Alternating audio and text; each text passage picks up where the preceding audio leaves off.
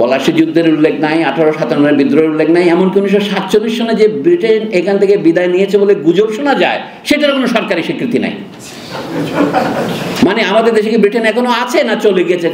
এখানে পাকিস্তানের সাথে যৌথভাবে আমরা ভুল করে 1947 সনের 14 আগস্ট এই দেশে স্বাধীনতা উদযাপন করেছিলাম ঢাকায়, এবং সেটা আপনি 23 বছর করেছিলেন। পাকিস্তানের সাথে বিরোধের কারণে আপনি এটা বাদ দিয়েছেন। এই যে এটাকে কার্পেটের নিচে চাপে দেওয়া এবং এটা ঘটনা যেন ঘটে নাই, এইটা হচ্ছে ফেসিবাদ। 1857 সনে 10ই মে ভারতবর্ষের সিপাহীরা, প্রায় ইংরেজদের 3টা সেনাবাহিনী ছিল, মাদ্রাজ, বোম্বে এবং বাংলা সেনাবাহিনী, এটাকে বলা হতো বেঙ্গল আর্মি, আসলে কেন্দ্র ছিল উত্তরপ্রদেশে। 1,40,000-এর মধ্যে প্রায় 70,000 প্রত্যক্ষ সংগ্রামে অংশগ্রহণ করেছিল। বহু সিপাহীকে ঢাকায় ফাঁসি দেওয়া হয়েছে। বাংলাদেশের বিভিন্ন অঞ্চলে রংপুরে বিদ্রোহ হয়েছে এবং বাংলাদেশের পূর্বাঞ্চলে বিদ্রোহ হয়েছে, চট্টগ্রাম থেকে ত্রিপুরা পর্যন্ত, সিলেট পর্যন্ত, কিন্তু সেটার কোনো উল্লেখ নাই। শুধুমাত্র রতনলাল চক্রবর্তী একটা সাধারণ বই উল্লেখ করেছিলেন, সিপাহী বিদ্রোহ বাংলাদেশ, তাতেও কিন্তু স্পষ্ট উনি বলছেন এখানে বাংলাদেশের জনগণের কোনো সমর্থন ছিল না। সেটা সম্পূর্ণ ভুল। সম্প্রতি ভারতের আনন্দ ভট্টাচার্য বলে এক ভদ্রলোক একটা বই বের করেছেন, 1857 অ্যান্ড বেঙ্গল, সেখানে উনি রতনলাল চক্রবর্তীর ভুলটা দেখিয়ে দিয়েছেন। আমি যে এই ধরনের চিন্তা যারা করেন, বাংলাদেশে সিপাহীদের বিদ্রোহের পেছনে জনগণের কোনোই সমর্থন ছিল না, এটা হচ্ছে ফেসিবাদ। আর একটা ফেসিবাদ কি? এই যে বলেন এইখানে যে ফকির সন্ন্যাসী বিদ্রোহের পটভূমিতে আখতারুজ্জামান ইলিয়াস খোয়াবনামা লিখেছেন, সেখানে যে ফকির মজনু শাহের আত্মীয়রা এখন সমাজে এখনো আছেন, তারা মজনু শাহের নামে গাজীপুরের কাপাসিয়ায় একটা ব্রিজ দিয়েছিলেন, সেতুর নাম ফকির মজনু সেতু। গত আমলে সেই নামটা নেম প্লেট তুলে ফেলা হয়েছে পিটাইয়ে। আমি বলছি এগুলো হচ্ছে ফেসিবাদ। ফেসিবাদ যদি প্রতিদিনের আবহে আমি না দেখতে পারি, তাহলে তাকে আপনি সরাতে পারবেন না। তো সাংবাদিকতার পেছনে আছে আমাদের বিশ্ববিদ্যালয়গুলি। আমি এটা বলে শেষ করতে চাই, বিশ্ববিদ্যালয়, সংবাদপত্র, রেডিও, টেলিভিশন, যেটাকে সংবাদ ক্ষেত্র বলে, এগুলো সবই হচ্ছে আমাদের রাজনৈতিকভাবে জনমতকে আদায় করার প্রচেষ্টা, যেটা নোম চমস্কি এবং এডওয়ার্ড এস হারম্যানের যে বিখ্যাত বই তারা অনুবাদও করেছেন আমাদের বন্ধুরা, ম্যানুফ্যাকচারিং কনসেন্ট নামে, সম্মতি উৎপাদন নামে। ওইটাও আরেক ধরনের বই। উনি যে একটা মডেল করেছেন, সেটা আমেরিকান, বিশেষ করে মধ্যপ্রাচ্য সংক্রান্ত সংবাদের এবং জনমতকে গড়ে তোলার প্রক্রিয়া হিসেবে। আমাদের পত্রিকা শুধু এটা করে না, যেটা আমরা পিছনে দেখি না, এটা হচ্ছে আইডিওলজিক্যাল স্টেট অ্যাপারেটাস কোথা থেকে শুরু হয়, স্কুলের পাঠ্য বই থেকে শুরু হয়। এই জন্য পাঠ্য বই নিয়ে এত সংগ্রাম। পাঠ্য বইয়ের পেছনে এই জুলাই আগস্ট বিপ্লবের গ্রাফিটি থাকবে, এবং সেই গ্রাফিটি বইটা আসলে তার বিরুদ্ধে আক্রমণ করা, এ তো ফেসিবাদ জীবন্ত আছে। অর্থাৎ যারা ওই আন্দোলনে বীরের ভূমিকা পালন করেছিলেন তাদেরকে ধরে পিটানো হচ্ছে। এটা তাহলে ফেসিবাদ কি অন্তর্হিত হয়েছে? হয়নি। তাহলে এর বিরুদ্ধে লড়াই করবার জন্য এটা একটা প্রয়োজনীয় আলোচনা আজকে এটা হয়েছে। কিন্তু এই আলোচনাকে আমি অধ্যাপক নিয়াজ আহমদ খানের কথা প্রতিনিধিত্ব করে বলবো, এটা আমাদেরকে আরও বিস্তৃত করতে হবে। দেখতে হবে যে ফেসিবাদ কীভাবে বাস করে। আমাদের শিক্ষকদের মধ্যে আছে, আমাদের ছাত্রছাত্রীদের মধ্যে আছে। এটা শুধুমাত্র বিশেষ নামধারী রাজনৈতিক দলের মধ্যে নয়, এটা আমাদের পাঠ্যপুস্তক প্রণেতাদের মধ্যে আছে। আমাদের এই পাঠ্যপুস্তকগুলো কারা প্রণয়ন করেছে? যারা বাংলাদেশকে কেন বাংলা অঞ্চল নামে ইতিহাসের বইতে অন্তর্ভুক্ত করেছে। এই ঢাকা বিশ্ববিদ্যালয়ের ইতিহাস বইকে শিক্ষকরাই করেছে সেটা, এবং তারা এখনো চাকরিতে বহাল আছে। ঢাকা বিশ্ববিদ্যালয়ের শিক্ষক সমিতি কি ভূমিকা পালন করেছে, এইটার ব্যাপারে কোনো সমালোচনা না করে আপনি যদি বলেন যে ঢাকা বিশ্ববিদ্যালয়ের উপাচার্য এবং উপ উপাচার্যকে দাওয়াত দিলে আপনারা পাপ মোচন হয়ে যাবে, এটা হবে না। এটা বিচারের মুখোমুখি করা দরকার। আমার মনে হয় আমি বক্তৃতা দেব, কিন্তু উত্তেজনা সৃষ্টি করতে চাই না। কিন্তু আমি আটকে গেলাম প্রেডেটর শব্দটাতে। আপনি জানেন, কেউ যদি বলেন আমি তোমার হাজব্যান্ড, আমি তার কাছ থেকে কি শুনতে চাই? আই এম ইউর হাজব্যান্ড বলে শুনতে চাই। ভদ্রমহিলা বলবে আই এম ইউর ওয়াইফ, না হলে স্বীকৃতি বিয়ে তো হবে না। মিয়া বিবি রাজি তো কেয়া করেগা কাজী। কাজে যখনই একটা শব্দ হাজব্যান্ড বললে ওয়াইফ হয়, কারণ হাজব্যান্ড ছাড়া ওয়াইফ হয় না। সান বললে ফাদার হয়। সেরকম প্রেডেটর বললে আরেকটা শব্দ মনে পড়ে আপনাদের, সেটা হচ্ছে প্রে। শিকারী সাংবাদিক যদি হয়, সে কাকে শিকার করে? অবশ্যই মামুন 4টা উদাহরণ দিয়েছেন, আমাদের উপ উপাচার্য মামুন আহমদ সাহেব আরেকটা উদাহরণ দিয়েছেন। আপনারা নিজের প্রত্যেকে এরকম অজস্র উদাহরণ বহু গুণিত করতে পারবেন। কিন্তু এটা হচ্ছে প্রত্যক্ষ শিকারী, প্রে যেটা বলে সেই। কিন্তু আমরা পরোক্ষ আসল শিকার কারা? শিকারীর শিকার হচ্ছেন আপনি যাকে খবরের বিষয়বস্তু করছেন, পরিমণি, মুনিয়া, মামুনুল হক অথবা আল মামুন, অথবা এমনকি প্রথম আলোর সেই নাম না জানা তরুণ, এরা হচ্ছে শিকার। আর আমরা যারা শুনছি আসল লোক কিন্তু আমরা ঝিকে মেরে বউকে শেখানো বলে একটা কথা আছে, যে এদেরকে মেরে অন্যদের শিক্ষা দেওয়া হয় তোমরাও সীমার বাইরে যাবে না। তোমাদের জন্য এটা উদাহরণস্বরূপ, এটা হলো উপদেশ অপেক্ষা উদাহরণ ভালো। এই প্রেদের নিয়ে একটা গল্প হচ্ছে, একটা সামান্য গল্প বলি আমি 1 মিনিটে। কার্ল মার্কস সাহেবের যে বিখ্যাত থিওরি যে সমাজের শ্রেণী সংগ্রাম আছে, কার্ল মার্কস কখনো একা বলেন না যে সমাজের শ্রেণী সংগ্রাম আছে, তার আগে বহু দার্শনিক বলেছেন এটা। উনি বলেন নতুন কথা হচ্ছে এর ফলে যারা শিকার শ্রমিক শ্রেণী একদিন তাদের সংগ্রামের মাধ্যমে তারা জয়ী হবে, জয়ী হওয়ার সম্ভাবনা দেখা দিয়েছে। কিন্তু তাহলে শিকারের সাথে শিকারীর সম্বন্ধ সম্পর্কে কার্ল মার্কসের বক্তব্য হচ্ছে দেশের পুঁজিপতি শ্রেণী এবং শ্রমিক শ্রেণীর মধ্যে সম্পর্কটা শিকারী এবং শিকারের সম্পর্কের মতো।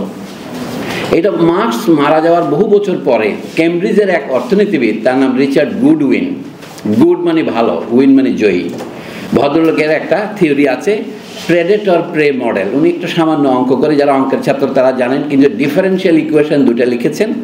এই যে ধরেন পুকুরে উদ আছে, উদ হচ্ছে শিকারী, উদের সংখ্যা যখন বেড়ে যায়, যে বাংলাদেশে যখন কর্পোরেট হাউসগুলো বেড়ে গেছে তখন মাছ মরিতে থাকে, মাছ ফুরিয়ে যায়, পুকুরের মাছ তো খেয়ে ফেলবে সব। এরপর এমন একটা সময় আসে উদের সংখ্যা কমতে থাকে, কারণ খাদ্য না পেয়ে উদ মারা যেতে থাকে। কিন্তু উদ যখন মরে মরে কমে যায় তখন আবার লালন ফকির বলছিলেন না, আমার গান আসতেতে মাছের পোনার লাহান, আবার মাছের পোনা বাড়তে থাকে। এটা মজার একটা থিওরি আছে, চিজ এন্ড দি ওয়ার্ম। আপনি যদি চিজ ফেলে রাখেন তার মধ্যে পোকা জন্মায়, তো এইভাবে আবার মাছের সংখ্যা বাড়তে থাকে। সোজা কাহিনী হলো যে হারে উদ কমবে সেই হারে বিপরীত হারে মাছ বাড়বে। কিন্তু মাছ যখন আবার বাড়বে নতুন জায়গা থেকে উদ আসবে, মাছ খাওয়ার জন্য খাদ্যের সন্ধানে আসবে। তাহলে মাছ এবং উদের যে সম্পর্ক, বাইরে উদ কথাটা হচ্ছে মাছের ভিতরে যে পানির ভিতরে যে থাকে, উদ মানে কিন্তু পানি, যেখানে আমাদের উদর কথার পন্থ সেখান থেকে, এই থেকে ইংরেজিতে হাইড্রো বলে, উচ্চারণ হয় গ্রিক ভাষায় উদ্র, ওই জন্যই। তো এই জন্য মাছের সাথে উদের যে সম্পর্ক, পুঁজিপতিদের সাথে শ্রমিকের সেই সম্পর্ক। এখানে শ্রমিক বলতে আমি শুধু কারখানা শ্রমিক বা গার্মেন্টস শ্রমিক বলছি না, আমরা সবাই যারা চাকরি করি, চাকর যারা, তাদের সাথে এই হচ্ছে সম্পর্ক বিত্তবানদের।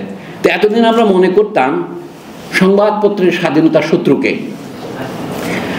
রাষ্ট্র, এটা আমরা জানি, কারণ বাক স্বাধীনতার বিরুদ্ধে রাষ্ট্র খড়গহস্ত হয়ে থাকে। সংবাদপত্রের আরেকটা বড় শত্রু যে আছে সংবাদপত্রের মালিকেরা, সেটা এখন ক্রমশ স্পষ্ট হচ্ছে। এইটাকে কি আমরা ফেসিবাদের জমানার আবিষ্কার হিসেবে নেব? তখন আবার প্রশ্ন জাগে ফেসিবাদের জমানাটা কি? ফেসিবাদ শব্দটা আবিষ্কৃত হয়েছে শখানেক বছর হয়, আপনারা জানেন। এটা ইটালিয়ান ভাষার শব্দ। ফেসি মানে হচ্ছে লাঠির বা সড়কির একটা বান্ডল, ফেসি মানে বন্দা বলি আমরা বাংলায়, বন্ড। এইটা ইংরেজিতে ফ্যাসিনেটিং বলে একটা শব্দ আছে, তার গোড়া কিন্তু ওইটাই, যেটা আপনাকে আকর্ষণ করে। এই স্লোগানটা ইতালিতে আসলো এইভাবে, এক নেতা এক দেশ, বেনিতো মুসোলিনি ইটালি দেশ। এবং এইটার বাংলা অনুবাদ আপনারা শুনতে পেয়েছেন, কখন থেকে শুনতে পেয়েছেন? 1972-এর পরে শুনতে পেয়েছেন। প্রশ্ন হচ্ছে ফ্যাসিজম যদি ইটালিতে উদ্ভূত হয় 1921-22 সনে, 22 সনে তারা ক্ষমতা দখল করে, তার প্রায় 10 বছর পরে জার্মানিতে অ্যাডলফ হিটলার যখন ক্ষমতা দখল করেন, তখনকার সংবাদপত্র পড়লে দেখতে পাবেন তাকে বলা হতো জার্মানির মুসোলিনি। কারণ মডেলটা হচ্ছে ইটালির প্রথম মহাযুদ্ধোত্তরকালে বেকারদেরকে কেন্দ্র করে একটা ইটালিয়ান জঙ্গিবাদ তৈরি করেছে। মাত্র 30-35টা আসনে জয়ী হয়েছিলেন মুসোলিনি। জয়ী হওয়ার পরে তিনি জোর করে ক্ষমতা দখল করেছেন, মার্চ করে। তারপরে তিনি বিরোধী দলকে দমন করা শুরু করেছেন এবং তখন তিনি নির্বাচন দিলেন 1924 সনে, তার পার্টি আরও বেশি বিজয়ী হলেন। এই জন্য ক্ষমতায় গিয়ে, যেটাকে আমরা কিংস পার্টি বলি, ক্ষমতায় গিয়ে যখন কেউ দল গঠন করে এবং তার মাধ্যমে খানিকটা জনপ্রিয়তার মাধ্যমে অন্যদেরকে দমন করে, সেটা হচ্ছে আদি ফেসিবাদ, আমরা বাংলায় বলতে পারি ধ্রুপদী ফেসিবাদ। কিন্তু ইউরোপীয় রাজ্যগুলি চলে যাওয়ার পর আমাদের এখানে যারা নব্য শাসক যারা হয়েছেন, তাদের ফেসিবাদটাকে এখন বলা হচ্ছে পরবর্তীকালের বিলম্বিত ফেসিবাদ। আপনি বলছেন না কিন্তু পোস্ট ট্রুথ বলছেন, কিন্তু পোস্ট ফ্যাসিজম বলছেন না, এটা হলো লেট ফ্যাসিজম। এখন আমাদের দেশে ফ্যাসিজমের জমানা কথাটা যখন আপনি ব্যবহার করেছেন, খুব সুন্দর কিন্তু মামুন ইংরেজিতে যা লিখেছেন, বাংলা কিন্তু তা একটু পিআইবির কল্যাণে সামান্য করে বদলে নিয়েছেন। ইংরেজিতে ফ্যাসিবাদের জমানার কথাটা নাই, শুধু rise of predatory journalism in Bangladesh structural hypothesis, আর বাংলায় আসছে ফ্যাসিবাদের জমানায় শিকারী সাংবাদিকতা। কথাটা খুব সুন্দর, কাব্যিক, এর মধ্যে একটা কবিত্ব আছে বোঝা যাচ্ছে, কিন্তু শিকারী সাংবাদিকতার উদ্ভব এবং বিকাশ তা কিন্তু বলেন নাই। এখন আমাদের মধ্যে যারা এখানে পণ্ডিত আছেন, ঢাকা বিশ্ববিদ্যালয়ের জার্নালিজম বিভাগের অধ্যাপক একজনকে দেখতে পাচ্ছি, কিন্তু জার্নালিজম বিভাগকে দেখতে পাচ্ছি না আমি। তো এই জন্য বলে না ফ্যাসিবাদের পতন হয়েছে বললে আমি একটু উৎসাহিত বোধ করি না। ফ্যাসিবাদ আশপাশেই আছে, এমনকি হয়তো আমাদের বিভাগের ভিতরেও আছে। সেই জন্য আপনাদের একটু করে হুঁশিয়ার থাকতে হবে। পতন হয়েছে না বলা, ফ্যাসিবাদ চলমান, তবে চলছে কিভাবে সেটা হচ্ছে আমাদের প্রশ্ন। যে ফ্যাসিবাদ যখন ওই যে ফ্যাসিবাদকে বারবার উৎপাদিত হয়, ফ্যাসিবাদের ঘটনা নাটকীয়, অধ্যাপক মহোদয় যেভাবে বলছেন তাতে আমাদের গা চমকে উঠছে, কিন্তু আমি আবার আপনাদের সামনে কোনো চাঞ্চল্যকর সাংবাদিকতা করতে চাই না, আমি গায়ের দিকে তাকাতে চাই। ফ্যাসিবাদ আছে, কিন্তু আপনি ফ্যাসিবাদ বললে হয়তো আমার সাথে একমত হবেন না। এটাকে বলে ইংরেজিতে আরেকটা নাম আছে, স্বৈরতন্ত্র। এটা ইংরেজিতে অ্যারিস্টটলের ভাষা টিরানি। আগের দিনে রাজাদেরকে বলা হতো টাইরেন্ট। এই টাইরেন্ট থেকে টিরানি কথাটা আসছে, যে জন্য এই যে আপনাদের এখানে ঘড়ি আছে, এটা দেখেন, এইটার ডায়ালটা দেখেন সবগুলো ইংরেজিতে, কাটাগুলো তো আর ইংরেজি বাংলা নাই। নিচে লেখা আছে faculty of arts, university of Dhaka, Bangla. কত বছর আগে এটা লেখানো হয়েছে? নিশ্চয়ই 1921 সালে লেখা হয়নি, 2003। হ্যাঁ, তো এই যে লেখা হচ্ছে 2003 থেকে এই পর্যন্ত ঢাকা বিশ্ববিদ্যালয়। এইখানে দেখেন ইংরেজি আরসি মজুমদার, এটা ইংরেজি স্টাইলে করলো। আরসি মানে কি? বাংলা একটা শব্দ রমেশচন্দ্র, ইংরেজিতে আবার দুটো হয়ে গেল, রমেশ এবং চন্দ্র। আবার আর্টস অডিটোরিয়াম, এখানে দেখেন আর্টস ফ্যাকাল্টি। এটা কিন্তু কারো চোখে পড়ছে না, কারো কাছে এটা, আমি যদি বলি যে এটা ফ্যাসিজম, আপনারা আমাকে এখানে বের করে দেবেন, কারণ আপনার চিন্তায় হচ্ছে না। কিন্তু এটা হচ্ছে প্রতিদিন ফ্যাসিজম পুনরুৎপাদিত হচ্ছে। বাংলাদেশের রাষ্ট্রভাষা বাংলা, এখন যে অকার্যকর সংবাদ কি বলি এটা সংবিধান, এই সংবিধানও লেখা ছিল প্রজাতন্ত্রের রাষ্ট্রভাষা বাংলা। এটা বাতিল করে আপনারা যে রাষ্ট্রভাষা ইংরেজি ঘোষণা করেন, আমি প্রতিরোধ করতে পারবো না। সেটাকে আপনারা কি বলবেন? বলবেন এলিটিজম, ইম্পেরিয়ালিজম, ফ্যাসিজম তো বলবেন না। কিন্তু বাংলাদেশে ঢাকা বিশ্ববিদ্যালয়ের অডিটোরিয়ামের নাম, মানে যেন বাংলায় অডিটোরিয়াম কথাটা আমরা পারি না, ঠিক আছে দেখেন। আচ্ছা, প্রেস কি? সব জায়গাতে প্রেস, যেমন আমরা যে প্রতিষ্ঠানের নামে সংবাদ করছি, এটা ব্যক্তি সমালোচনা হিসেবে বলছি না, প্রেস ইনস্টিটিউট বাংলাদেশ, পিআইবি। তো প্রেসের কি অনুবাদ করবেন? Press club. অনুবাদ করার দরকার নাই, অফিস যেমন করি না, টেবিল যেমন করি না, প্রেস রাখাই যায়।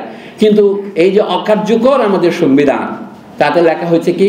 ফ্রিডম অফ দি প্রেসের অনুবাদকে লিখেছে সংবাদপত্রের স্বাধীনতা। ওটা ভালো লাগে নাই, লিখছে সংবাদ ক্ষেত্রের স্বাধীনতা, কারণ পত্রের সাথে অন্যান্য জিনিস আছে। আপনারা যেটা নাম দিচ্ছেন এখন মিডিয়া। জার্মানির কবি গেটের কথা আমি বহুবার বলেছি, কারণ আমার তো কথাবার্তার স্টক কমে গেছে, এখন একই কথা বারবার বলতে হচ্ছে। সেটা হচ্ছে কি, যে মাত্র একটি ভাষা জানে সে কোনো ভাষাই জানে না। কথাটা আক্ষরিক করতে নিলে আপনারা কষ্ট পাবেন মনে। আপনি তো অবশ্যই একটা ভাষা জানে, সেও ভাষা জানে, কিন্তু ভাষা কি এটা বুঝতে হলে অন্তত দুটো ভাষা জানা দরকার। এই জন্য বলেন, যখন ইংরেজি আর বাংলা অনুবাদ করা শুরু করেন, তখন টের পান কোথায় আমাদের সীমা, কোথায় আমাদের শক্তি। প্রেসের অনুবাদ করেছে আনিসুজ্জামান সাহেবরা সংবাদ ক্ষেত্র। ভালো মন্দের মন্তব্য আমি করছি না, খবরটা জানাচ্ছি। আমার কাজ হচ্ছে খোরশেদ আলমের মতো। খোরশেদ মানে সূর্য, ও কিন্তু সূর্যটা লিখতো না, আগে খো আলম লিখতো। আমার নামকে ছোট করে লিখলাম, এখন আপত্তি নাই, কিন্তু ওর নামকে আমি ছোট করবো না, ও নিজেই করতো খো আলম।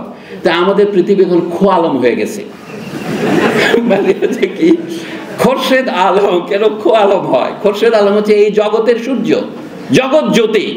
তো আমাদের এইভাবে কি নামকে অনুবাদ করা যায়? যায় না। ঢাকা বিশ্ববিদ্যালয় যখন তৈরি হয়েছিল, নাম ছিল ঢাকা ইউনিভার্সিটি।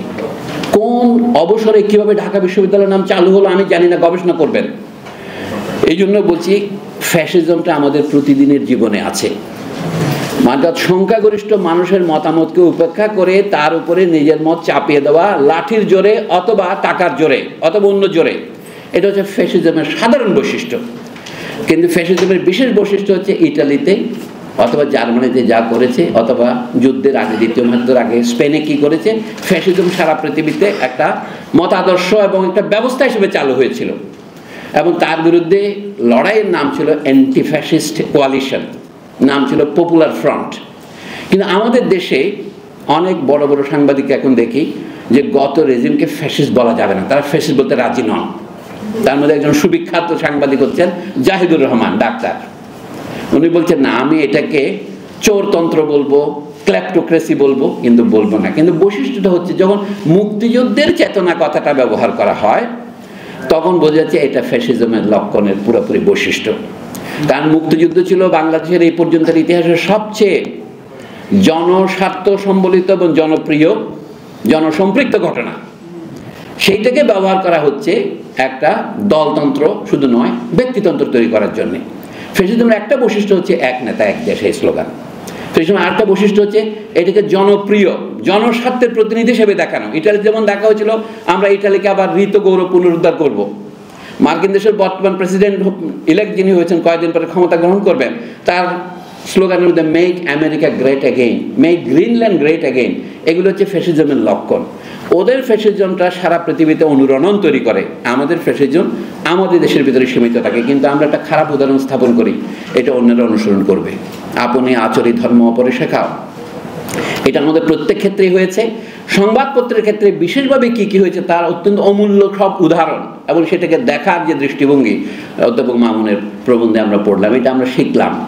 কিন্তু এইটার থেকে আমাদের শিক্ষাটাকে আরো একটু প্রসারিত করা দরকার। আমি শুধু বলছি, মামুন নিজে বলছেন যে এই জার্নালিজম কথাটার উৎপত্তি হয়েছে অষ্টাদশ শতাব্দীতে। কেন হয়েছে?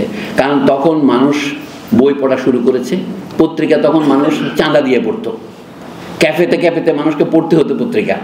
কিভাবে ফ্রান্সে বিশেষ করে এটার বিকাশ হয়, লোকে তারপরে সিরিয়াল যে আমরা বলি ধারাবাহিক যে উপন্যাস বের হয়, এটা ঊনবিংশ শতাব্দীতে বেড়ে যায় বালজাকদের লেখার সময়। আপনারা সেটা জানেন, কথাটা খেয়াল করেন না, জার্নাল কথাটাই ফরাসি ভাষা থেকে এসছে।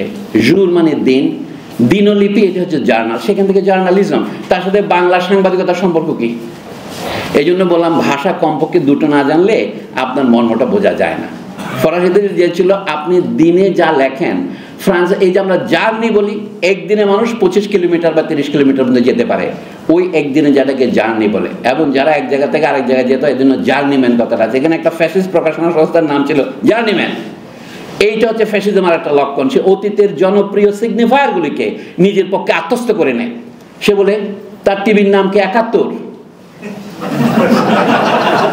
এটা হচ্ছে ফ্যাসিজমের লক্ষণ। অথবা 21, এগুলি হচ্ছে আত্মসাৎকরণ। টিভির নাম 21 দেওয়া, আপনি বলে 21 আপনি দেবেন না কেন, এটা আমাদের ন্যাশনাল সিম্বল, কেন 71 দেব না? এবং তারপরে সে যে ভূমিকা পালন করে সেটা ভয়াবহ। এই হচ্ছে ফ্যাসিজমের আরো বহু লক্ষণ আছে। এখন সমস্ত ফ্যাসিবাদের জামানাটা কি? মনে হচ্ছে যেন এটাকে বলা যেতে পারে বিংশ শতাব্দীর শুরুতে সূত্র হয়েছে, প্রথম মহাযুদ্ধের পরে এটার জয় হয়েছে। কিন্তু এই সূত্রপাত প্রথম মহাযুদ্ধ নয়, আমি এটা বলে আপনাদের দীর্ঘ বক্তৃতা করবো না। ইউরোপে ফ্যাসিজমের যে উদ্ভব হলো, আমরা তার থেকে একটা শব্দ শুনেছি, মহা বিপর্যয়, মহাধ্বংসযজ্ঞ, হলোকস্ট।